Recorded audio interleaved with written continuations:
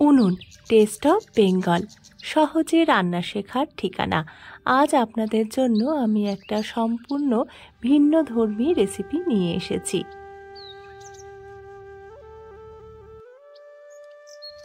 আমি আজ আচার বানাচ্ছি, আর সেই আচারটা বানাচ্ছি বরবটি দিয়ে, মানে বরবটির আচার। গ্রীষ্মকাল মানেই কিন্তু বাড়িতে বাড়িতে বেশ নানান রকম জিনিস দিয়ে আমরা আচার তৈরি করে থাকি। আজকে আমি একটা অন্য ধরনের আচার আপনাদের রান্না করে দেখানোর চেষ্টা করছি। এর জন্য এখানে 300 গ্রাম ফ্রেশ বরবটি কেটে ভালো করে ধুয়ে সামান্য নুন দিয়ে ভাপিয়ে নিচ্ছি। আর মাঝখানে দেখতেই পাচ্ছেন নিয়ে নিয়েছি একটা কাঁচা আম। এই আমের পরিবর্তে আপনারা যে কোনো টক ফল নিয়ে নিতেই পারেন। আচারে আমি আমের ফ্লেভার খুব পছন্দ করি, তাছাড়া মালদার মানুষের তো আমের প্রতি একটা আলাদা আকর্ষণ থাকবেই, তাই আমি এখানে আম ব্যবহার করছি। আর একটা কড়াইয়ের মধ্যে আমি নিয়ে নিয়েছি 1 কাপ সর্ষের তেল। আমটা কিন্তু কেটে প্রেসার কুকারে সেদ্ধ করতে বসিয়ে দিয়েছি।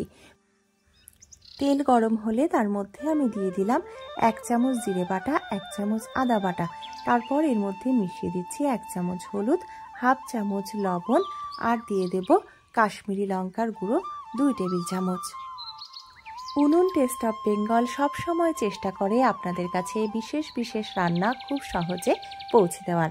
তাই এখনও যারা চ্যানেলটি সাবস্ক্রাইব করেননি তাদের বলবো চ্যানেলটি সাবস্ক্রাইব করে অবশ্যই বেল আইকনে গিয়ে অল নোটিফিকেশনটা অন করে দিন।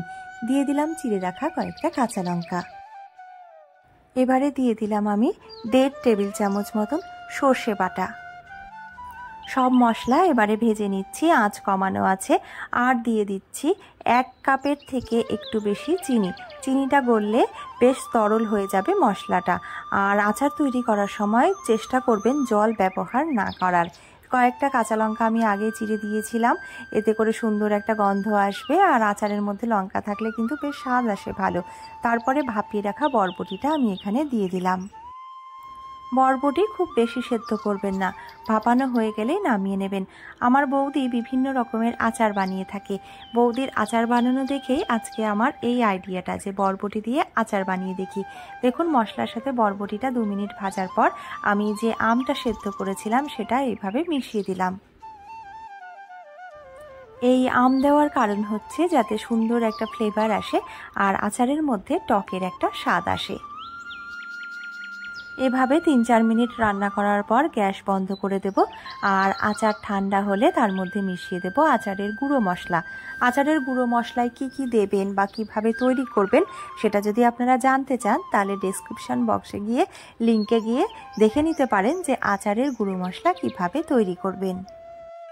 পুরোপুরি ঠান্ডা হয়ে গেলে ফ্রিজে রেখে দিন, কিংবা 2 চামচ ভিনিগার দিয়ে কাচের বয়ামে রেখে দিন, এতে আচার বহুদিন ঠিক থাকবে।